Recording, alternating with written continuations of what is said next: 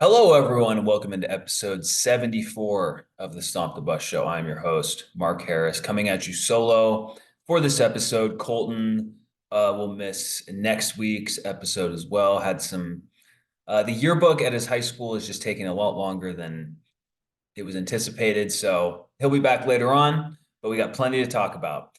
Uh, whenever someone on the men's basketball team quits in between two games, there's I've never seen that before. But before we get to Jose Perez's departure, I would like to thank Tyler Paley for coming on the show, ASU men's hockey radio play-by-play voice. Great insight into the program. Really learned a lot, and you can see why there's just so much positive momentum with this program, with this team. And I'm really excited to see what they do next year in the NCHC.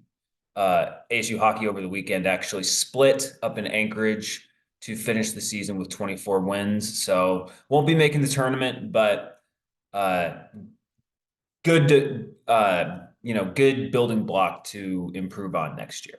All right, let's get into men's basketball. Oh my gosh. I mean, what a tumultuous slash still uh, saddeningly predictable weekend. I mean, it's not a surprise at all that they lose both games to the Los Angeles schools. Uh, they didn't play that bad in their 81-73 loss at USC, but USC's Boogie Ellis hit 6 3-pointers. He went 6 of 8 from deep. If a guy on a college team, if the opposing team has a guy that goes 6 of 8 from three, I mean, you're probably just going to lose, most of the time. And that's what happened to ASU down in LA last Thursday night. And then 2 days later, they lose to UCLA 59-47. Scored 16 points in the second half of that game, actually led at half. Not a good game, but honestly, what happened on the court is really irrelevant to what happened off the court, which was Jose Perez quitting the team on that Saturday and playing in a game in the Dominican Republic on that Sunday the 10th, it would have been.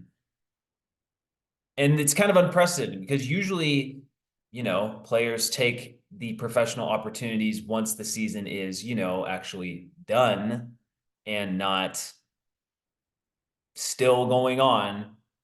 On Saturday, March 10th, the ASU basketball season, was it the 10th? No, the 9th, Saturday, March 9th. That's the day it would have been. The date is irrelevant, but the regular season was still going on for ASU. Now, were they playing for anything? No. It might have been on a Friday. I don't even know. Because they played. My dates are all messed up. Oh my gosh. Well, it doesn't matter. The in between of the UCLA or the USC and UCLA games, he quit. It was unexpected. It did not seem. Yeah, okay. So this would have actually been the March 8th was his last day with the program. But regardless, uh leaves the team out of the blue, and of course they don't play well the next day, and that's not really surprised. They probably weren't going to play well anyway. So I'm a little bit conflicted because on one hand, it's a dick move to quit on a team when the season isn't even over yet. And I know Hurley said on the radio today that it was a time sensitive issue. I just don't buy that. I don't. Because guys play international basketball all the time after they finish their college careers. Why is it he literally could have done it in a week. He literally had to wait like 5 days for this to happen. And so I don't understand why his contract was contingent on him joining the team for their game on March 10th. Getting these days correct. For their game on Sunday. And it was just explained on when he quit, just as a, oh, he's leaving for overseas opportunities. I thought it would be actually over, an ocean somewhere in Europe or in Asia or whatever. No, it's in just over the Gulf, oversea, not overseas, oversea, one sea to the Dominican Republic. Um, and you know what? He's making more money to play college basketball now.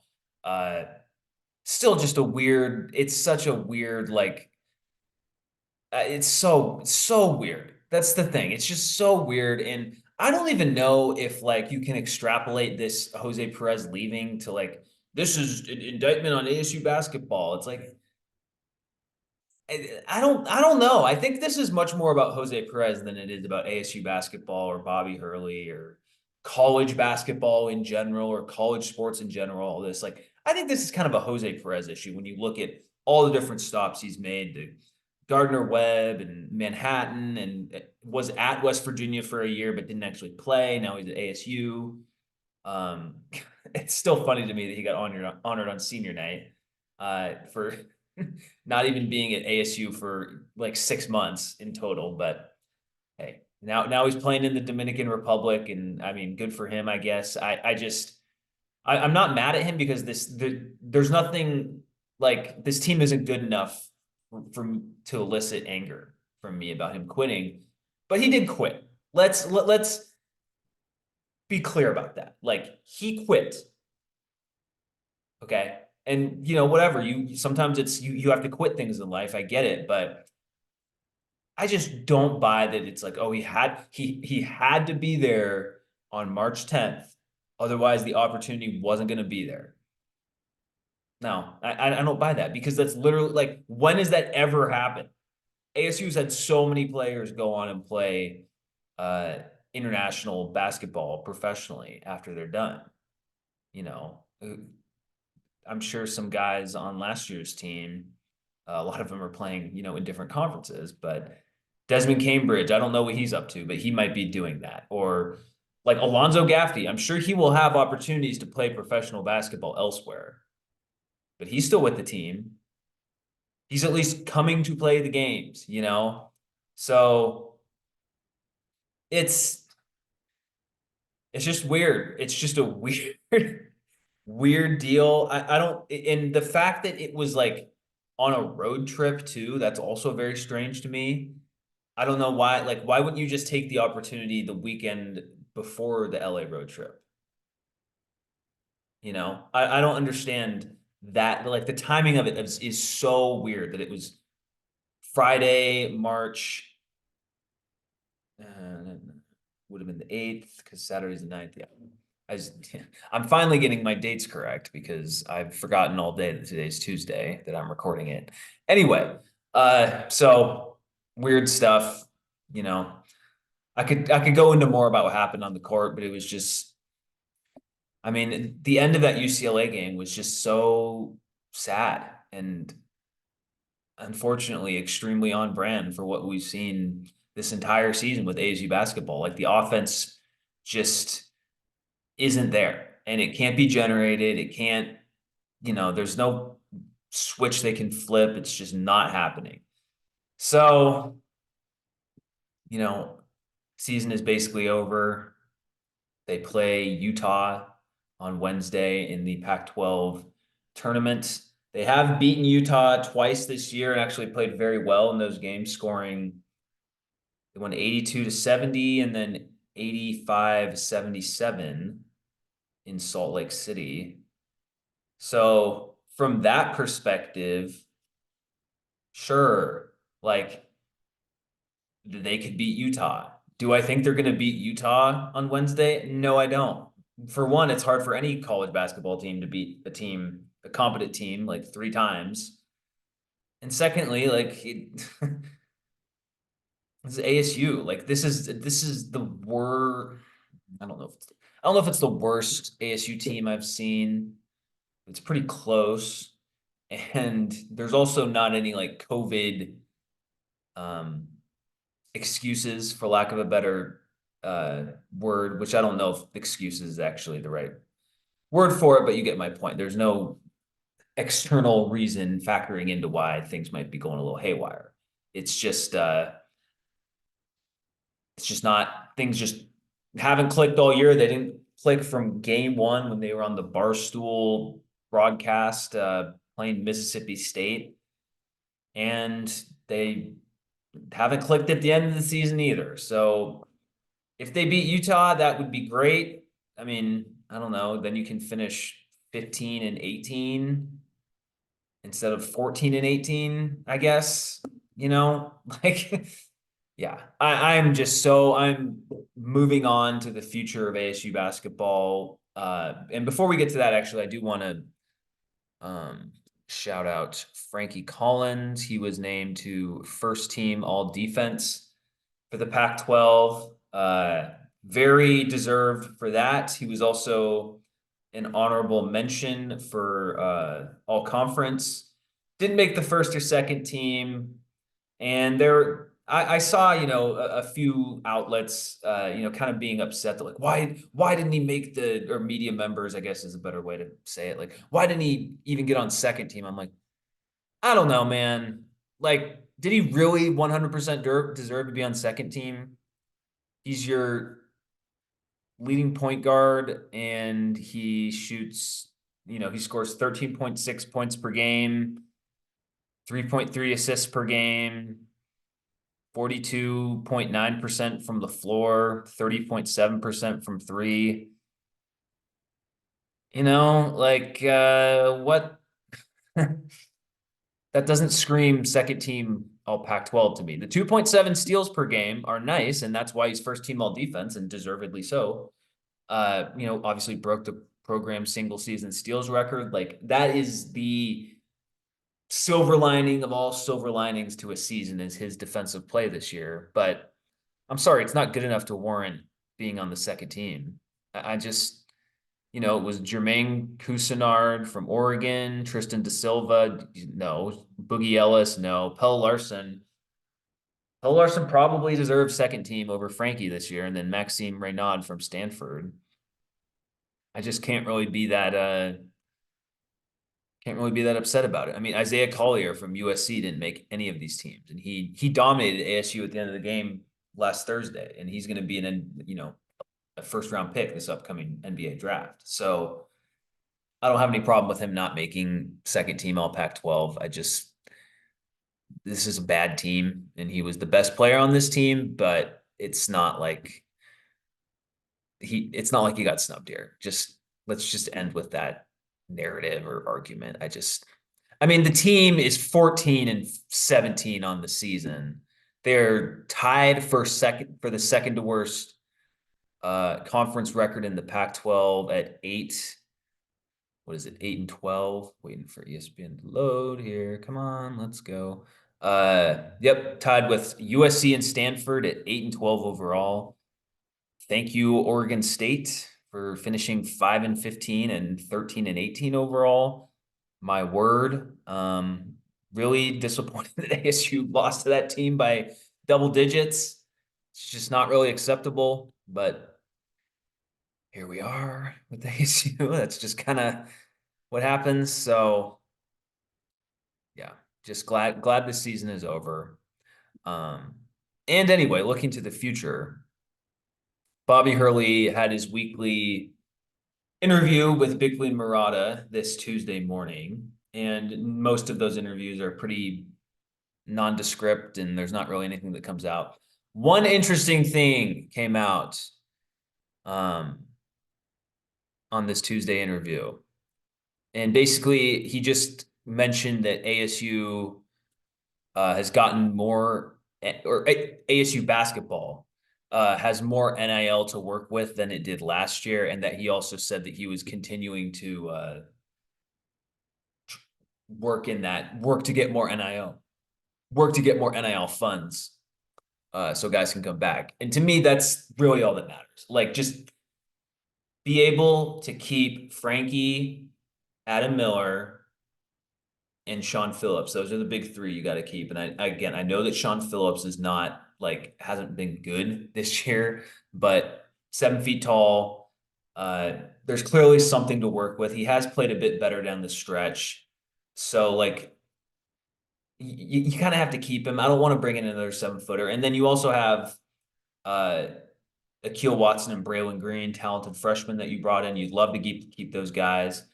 And then if Jemiah Neal leave, I mean, I would love to keep Jemiah Neal, but he put his name in the portal last year, came back.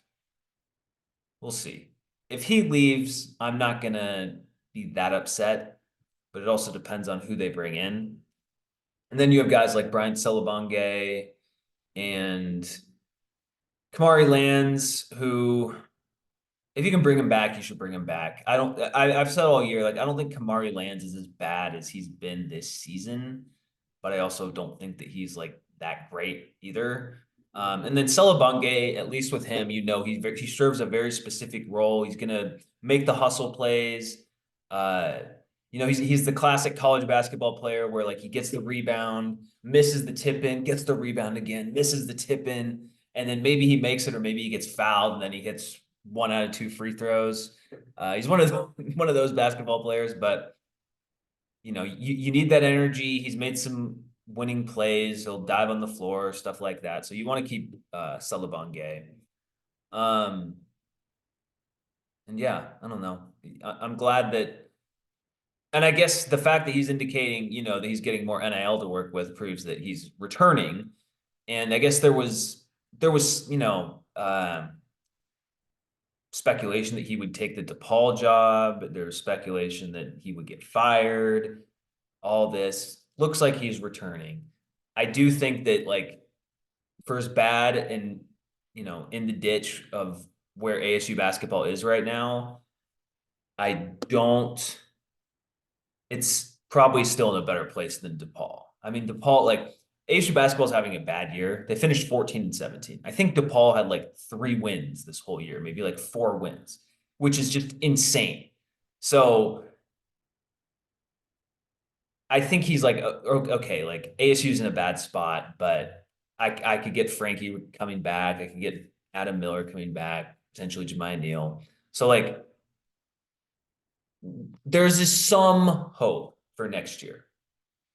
If what he said about the NIL, getting more NIL funds than he had last year is true, then you can bring back a good chunk of guys. Frankie's had social posts on Twitter saying that, indicating that he'll return for next year. And keeping him is very important. For one, he's the point guard. Like you want to have, stability with your point guard and continuity and all that. And then secondly, and most importantly, he's your best player. From this team, he is your best player. You don't want him leaving. You just don't. I mean, just from a perception standpoint, health of the program standpoint, that would be bad for him to leave. So it's very good that Bobby is getting more NIL funds than he had last year. Just if you go into the Big 12 with some continuity, you add a few more pieces from the portal. Do I think that this team would win? Like, no, you're hoping for a season like last year, like 2023, where you barely make the tournament, but you still get in. You still win 23 games they won last year. If you can win 20 games next year in the Big 12, you're probably going to make the tournament. Like the only positive of ASU going to the Big 12, and I think we go into the Big 12 as the worst program, not one of the worst. I think the number one bottom, what would it be? The 16th best program in the Big 12. Historically, anyway, like the worst. But that doesn't mean they need to be the worst next year, right? And the way you can achieve that is you do decently in non-conference, which they did not do this year. It was a disaster of a non-conference slate. And it previewed everything for the rest of the year, save for that little blip. The only deviations from that were the little blip of a 4-0 start in Pac-12 play, which, it was fun when it happened, but everyone knew that wasn't, going to last. And then when they beat Wazoo, that was a nice game. But anyway, you go into the Big 12, you have continuity with Collins and Miller and Phillips and um, the new freshmen coming in, the freshmen from this year that would have conceivably improve. And, you finish 7-13 in conference play or some, I don't know, like 8-12 in conference play. And you sneak in, you get in at like 20-13 or something. This is what teams in the Big Ten do all the time. It happens in the Big 12. In years past, it's happened in the ACC, SEC. Like sometimes these teams get in that don't have, that aren't like 22-9. They're 20-13 and they still get in because of the strength of schedule. ASU has not had that luxury at all in the Pac-12. And in fact, there's also all these landmines they have to navigate because there's just the Oregon States. If you lose to Oregon State, it's going to mess up your net ranking and all this. It's happening to Arizona. Arizona probably won't be a 1 seed in part. I mean, obviously losing to USC like they did last weekend, and they, 2 losses to Wazoo and all that. But one of the big reasons why is because they lost on the road to Oregon State to a quad 3 team, and that tanks, one aspect of their net rating. And you won't have to deal with that quite as much in the Big 12. Now, there will be teams that fall to the bottom, and ASU very well could be that team. I am going in eyes wide open of the potential realities of playing in that conference. I was watching the Houston Kansas game over the weekend, and I tweeted out on my personal account, like, man, I just shudder to think of what's going to happen when ASU plays Houston next year. And I know there will be different players, but man, that seems miserable. There's no way that game's even close. The style of play, just everything, like I can see it a year in the future in 2025, ASU getting boat raced by the Houston Cougars in Houston or in Tempe, doesn't matter. Anyway, so I don't know. That's kind of my ASU basketball thoughts. It's just tough. It's a bad year, and all we can do is hope that the extra NIL funds that Bobby's getting and some continuity next year leads to, a better season. And I do think it's possible, but I mean, Bobby didn't do a good job this year. He just didn't. And so he'll be probably on the hot seat for a lot of next year, potentially. And so we'll see how it goes, but at least if you have some continuity, you're going in with a puncher's chance. And as we kind of wrap up this basketball conversation, I do think it's interesting that he was able to get more. And I think a big reason for that is because, remember, last year, Ray Anderson was still the athletic director, and there were a lot of alumni withholding NIL donations because he was in place. Well, obviously Ray Anderson is gone. We saw what the added NIL contributions have done for the football team, at least through the transfer portal. And with basketball, last year, obviously with Ray Anderson in place, that probably prevented a significant, group of donors to be like, hey, Bobby, we like you, but I'm not donating with Ray involved. Well, now Ray's gone. That could be a reason that Hurley has been able to generate more NIL funds, or at least he says he has. So the transfer portal, following the end of the basketball season will be very interesting for ASU because Hurley's going to have to, he's going to go fishing for talent because he knows that if he has another season like he did last year, he's gone. And for all of it, for Hurley's flaws and, issues, whatever, like they're all real. But another thing that is real about him is that he really likes ASU and wants to win at ASU.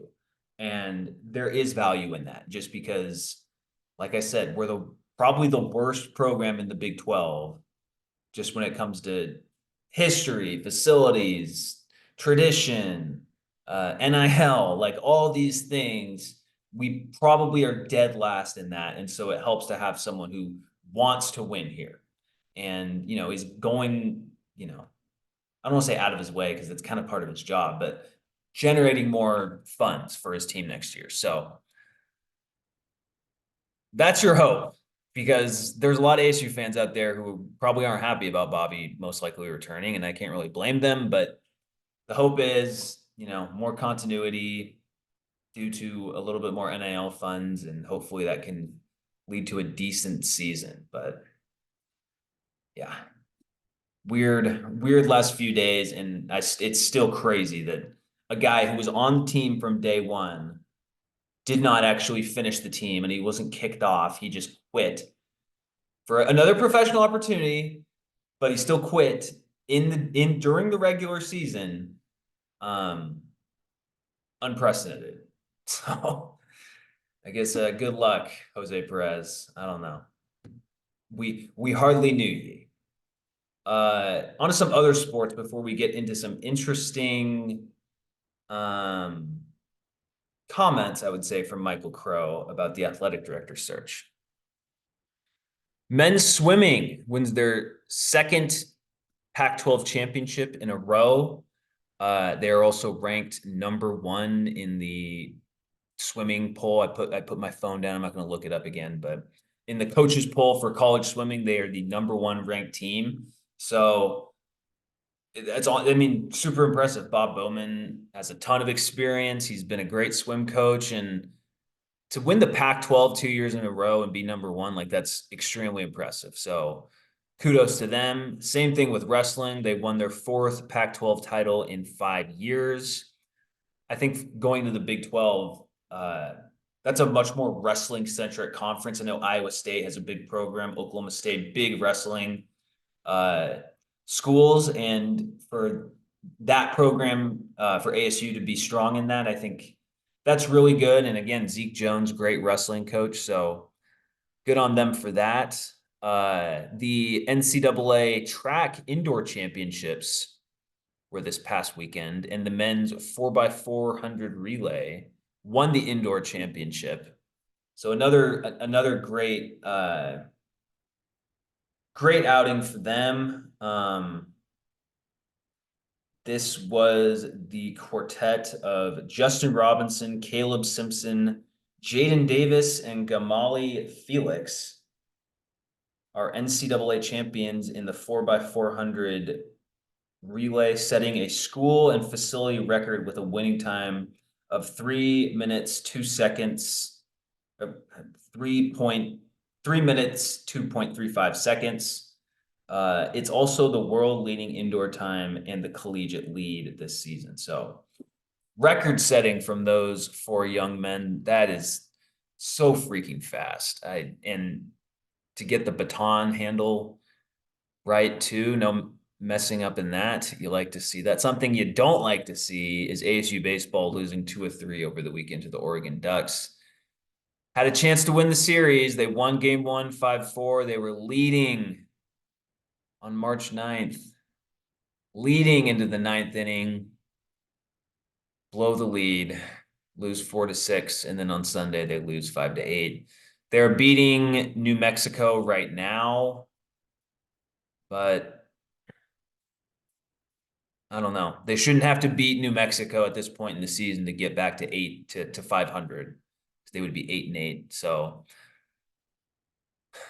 not a great start to the season. I mean, looks like the signs were there against Santa Clara in the first series of the year. And so hopefully the pitching gets better. I mean, the pitching was better, I guess, against Oregon, but not good enough when you blow a ninth inning lead and de facto blow the series. So not great. Some small ASU football news nuggets. The pro day is on Wednesday, the 13th. And, ASU only had one guy go to the combine, that being cornerback Roe Torrance. This will be a good opportunity for Torrance and then safety Chris Edmonds and defensive tackle Deshaun Mallory to kind of show their skills in a pro day. I was kind of surprised that Deshaun Mallory didn't get invited to the combine. He had a really good year this past year for ASU. And Chris Edmonds, I think he'll impress people at his pro day, and I think he'll at least get a camp invite. You can see with him just kind of the way he moves. his body type. Like I could see him being in the NFL for not a long time, but for a little bit because um, I think I think he's been a good player in his 2 years at ASU. So hopefully and there's other guys that'll be there too. And I think the specialists could actually have a pretty good. This will be a good day for them as well. Particularly kicker Dario Longhetto and long snapper Slater Zellers. I don't know how exactly they get judged at a pro day, but hopefully they do their craft well and make the most of it. So wishing all the best to the players at the ASU Pro Day. I know that Xavier Valde, he did well at the Pro Day last year too. He didn't go to the combine, and I think that got him a camp invite. So, maybe if you don't get invited to the combine, make the most of the opportunity in the Pro Day. I doubt all 32 NFL teams will have scouts there, but it only takes one, as they say. Interesting news from Sun Devil source on Monday. Chris Cartman got an exclusive report that ASU Assistant Athletic Director Gene Boyd is retiring. When I first saw this, I thought, ooh, what's going on? Is this something about the new AD search? Is this something indicative of the NCAA investigation? It doesn't look like it. Based on the reporting, it was a lot more about the fact that Boyd, his wife he recently got married 2 years ago, and for most of that time, they were doing a long distance relationship with her living in Colorado. So it seems like it's much more about a personal situation, which is why he's leaving. And based on the comments, it seemed like Boyd had done a good job at the school. He did a lot with the academic stuff and getting the athletes to have good grades and stuff like that, which is very important. I know I've been critical of Michael Crow on that stuff in the past, just because he brings it up as like the first thing with the athletic department. That should never be the first thing. But that said, it's still very impressive for ASU to be on the leading edge on that front. So wishing the best to Gene Boyd as he, reportedly reunites with some of his family. So those some news and notes. Now, speaking of Michael Crow, let's get into an interesting article that came out last week. It actually came out, it was either Monday or Tuesday of last week. Tuesday, March 5th. It was a week ago. And if we hadn't had Tyler on, I would have talked about this last week, but I wasn't going to, talk about this stuff when he was on the show, grill him about Michael Crow, because that's technically an employer of his. So it was not appropriate, but everything in this article still stands. So long story short is Michael Crow emailed unprompted, which is key. He unpromptedly emailed John Wilner, who's Wilner Hotline out of the San Jose Mercury News. He's kind of the #1 Pac-12 news source guy. And it was basically because Wilner had been critical of ASU's hiring process and the fact that the athletic director search is taking so long, especially in comparison to U of A, who hired Desiree Reed-Francois right away, despite having all these budget issues. So let's kind of dig into this article. Wilner, ASU President Michael Crow on his AD search, strategy for athletics, and the general state of the Sun Devils. Okay, I'm not going to read all of this. Arizona moves quickly. Meanwhile, Arizona State is taking this time. How much time? Well, Ray Anderson announced his resignation in the middle of November. ASU has not named a successor. They don't appear close. Shows how the athletic departments operate differently. Meanwhile, Arizona State's Michael Crow has a reputation for being disengaged from athletics, as we wrote in an assessment of the two schools in January. Crow took exception to our conclusions in that column and in an email sent unsolicited to the hotline said, our analysis of ASU was, quote, isn't picking up on the why and the what of what we have been attempting to do. So let's dive into these quotes. Quotes from an email, I guess, is a better way. This just irks me. We are making some design changes and updating our models for operations and systems before we make a decision on a new AD. So it is for us a careful and deliberate process. What does that mean? That doesn't mean anything. We are making some design changes and updating our models for operations and systems before we make a decision on a new AD. I'm going to read that a third time. We are making some design changes and updating our models for operations and systems before we make a decision on a new AD. Okay. Okay. I mean, I did see a report from Cartman in the past week that this is due to the investigation and Jim Brund, the interim AD at ASU, kind of getting all their ducks in a row before they hire a permanent AD. That could be it. That sounds like it's it. I just wish there was more transparency on, hey, we're waiting for the NCAA investigation to wrap up and then we'll announce an AD and all this. And again, this is Brad Sesmat's website that I'm using because Wilner gets his articles published on there as well. Sesmat is, insinuated on his podcast that he's hearing about Michael Crow potentially retiring. So there's that as well. Let's go into more of these quotes. ASU's great community, blah, blah, blah. Okay, whatever. In his email, Crow noted that the Sun Devils have, quote, invested more than $500 million in our athletic facilities recently, started a few new sports, started breaking world records again in swimming. This is okay. I could be reading too much into this. I will say that right now. But the fact that he has to go to, hey, we're doing super well in swimming. Why are you guys even mad at me? Why are you even upset about the state of our athletic program? Look at how well we're doing in swimming. Michael Crow, you have to understand that sports fans do not care about individual sports. They just don't. Not collegiately. And they don't care about individual swimming unless it's the Olympics. So that means they don't care. You can't just be like, oh, football program's a mess. Basketball program's a mess. Baseball program is underachieving. Women's basketball is a mess of a mess, even worse than anything I've mentioned. Softball program isn't as good as it used to be. Why are you even mad though? Like, what is there to be mad about? Because look at our swim team. Michael Crow, I went to the high school I went to, Stadium High School, Tacoma, Washington. My sophomore year, they won the Washington State championship.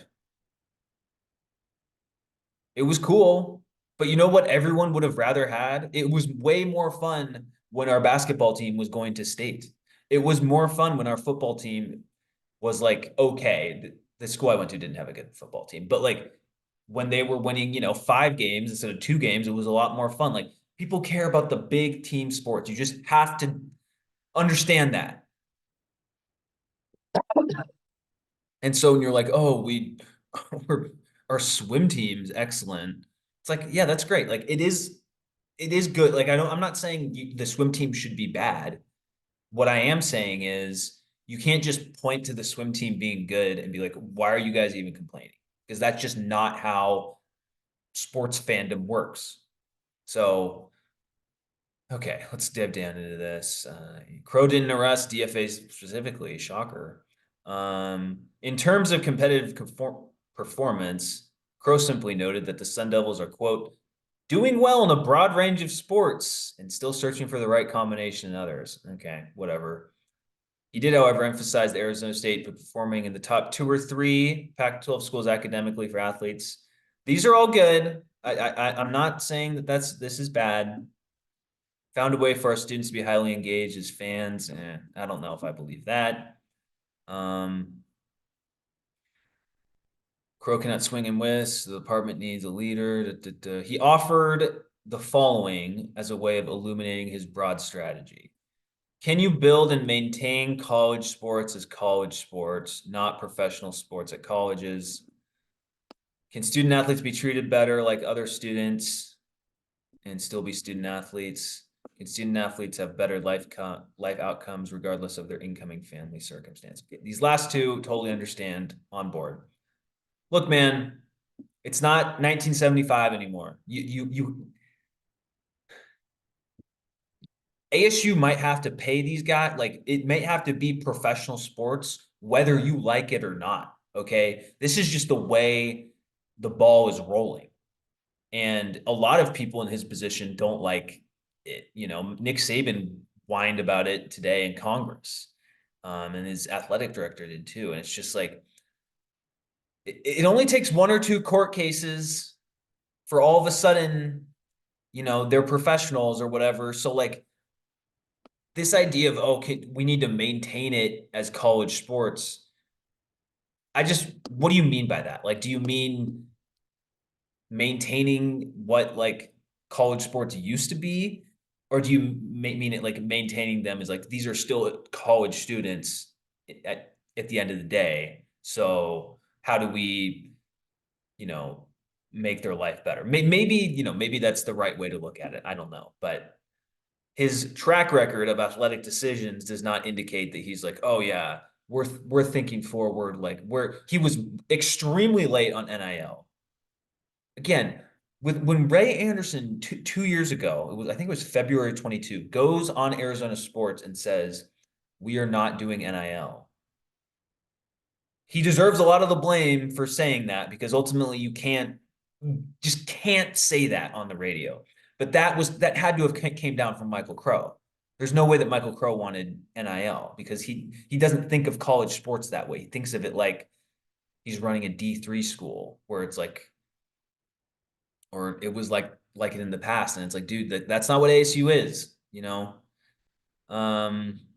We're operating ASU athletics in a way where it's integral part of the university, not an add-on, not an addendum, meaning what you call university subsidy is something to us that is no different than how we operate the rest of the university financially. Okay. ASU. A lot of this is just filler, honestly. The same community is awaiting the appointment of an athletic director as well. So I didn't take, there was nothing like that I saw in this that quelled my concerns, I would say. That's the key thing I take away from this as I kind of look through the whole article. And I think I know in my heart that like I am over exaggerating the swimming comment, but just in his recent decisions, remember, this is the guy who supported Larry Scott in 2019 when everyone knew the Pac-12 was really struggling. He was quoted in the Arizona Republic saying, these other schools, these other leagues are going to be wondering how the Pac-12 passed us. Well, now you're in the Big 12, buddy. And it's because of your lack of foresight. So I don't know. I still want, you know, I mean, none of this, they could still make a perfectly fine hire. I do agree that it's an attractive job. I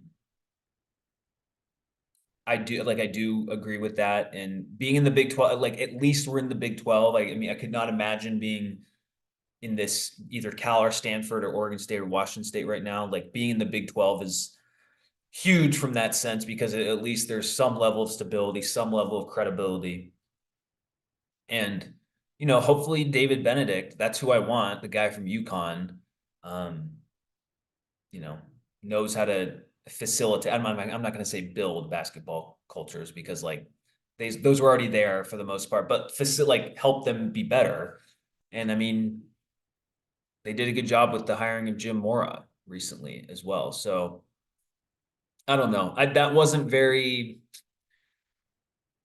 didn't inspire a lot of hope, but who knows? You know, could maybe it's just the fact that this is taking so long and there's no end in sight. There's no leaks. There's a lot, there's industry publications that are talking about how they aren't taking the search seriously. And then you juxtapose it with Arizona hiring Desiree Reed-Francois from the SEC in like 2 weeks. And yeah, there's going to be a lot of questions, Michael Crow. This is dragging out. Okay. It was literally last year.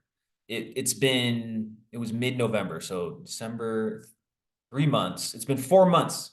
4 months. And it's not going to get thick. Like this, it's not going to end soon. Like there's no indication that there's going to be a hire by the end of March. So, and likely by the end of April. So that it just keeps continuing. And again, if they hire the right person, ultimately it doesn't really matter how long it takes, but it just feels like this administration of the school is extremely unserious about high end college athletics and for the revenue sports. Okay. Key distinctions. And there was no mention of Desert Financial Arena, which I think is telling, because there was a mention of it last year when he said that ASU wasn't going to go to the Big 12 to the state press. He thought the arena was completely functional. Again, I'm going to use that against him because it's just a window. It's just a window of how he views the revenue sports. Oh, they're functional. We have a football team. They play football games. We have a basketball team. They play games. You can go to the games and watch. We sell food at the games. Are the teams good? Do you actually like support them beyond that? Oh, they don't. Whatever. Just roll the ball out. So, all right. Well, I had to share my thoughts on that. Next episode will be sometime next week. There will probably be something to talk about, but doesn't look like Hurley's going anywhere, for better or worse. And the AD search drags on. Hopefully, we'll be talking about a winning baseball series down in Tucson, although I can't say that I can predict that confidently. All right. Well, thank you for watching. Please like and subscribe. If you're watching on YouTube, please rate and review on your podcast app of choice. And as always, go Devils.